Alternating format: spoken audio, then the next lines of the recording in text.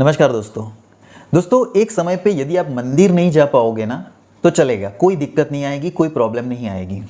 लेकिन जहाँ जहाँ पे आपको अच्छा कर्म करने का मौका मिलता है तो वो मौका कभी भी मत गवाइएगा। फॉर एग्जाम्पल, यदि कोई व्यक्ति है जो आपसे पैसा मांगने आता है, सपोज कीजिए 1000 रुपये उसने आपसे मांग लिए और वो आपके पास नहीं है, अब क्या करेंगे?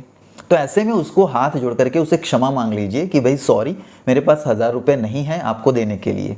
लेकिन उस व्यक्ति को कभी भी खाली हाथ मत छोड़िए। उसको यदि आप 1000 नहीं दे सकते तो अपनी जेब से 100 रुपये निकाल के भी उसकी मदद कर दीजिए। क्यों? क्योंकि ऊपर वाले ने कहीं ना कहीं आपको चुना है उसकी मदद करने के लिए। वो सही बोल रहा है, गलत बोल रहा है, इसके बारे में मत सोचिए। यदि आप 1000 नहीं दे सकते तो 100 रुपये ही दे दीजिए या फिर 50 रुपये ही उसको दीजिए, उसकी मदद कीजिए।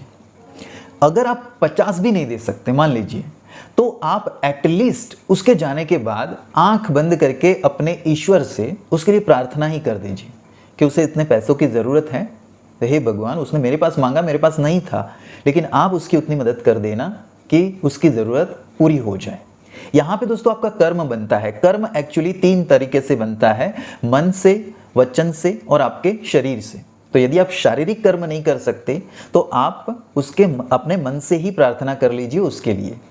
आप यदि किसी के बारे में गलत बातें फैलाते हैं या उसकी चुगली करते हैं या उसके पीठ पीछे बात कर देते हैं तो वो आपका वाणी का कर्म बन जाता है और आपको लगेगा कि भाई इसमें क्या, मैंने उसका खराब कर दिया, मैंने कहा उसका कुछ बिगाड़ लिया है। लेकिन आपको नहीं पता कि वो आपका वाणी का कर्म बन जाता है और वो आज नहीं तो कल कभी ना कभी आपके सामने आएगा, जिससे आपको कहीं ना कहीं इसका नुकसान भुगतना पड़ेगा। तो कर्मों के बंधन में बंधने से पहले आपको हमेशा होश में रहना है।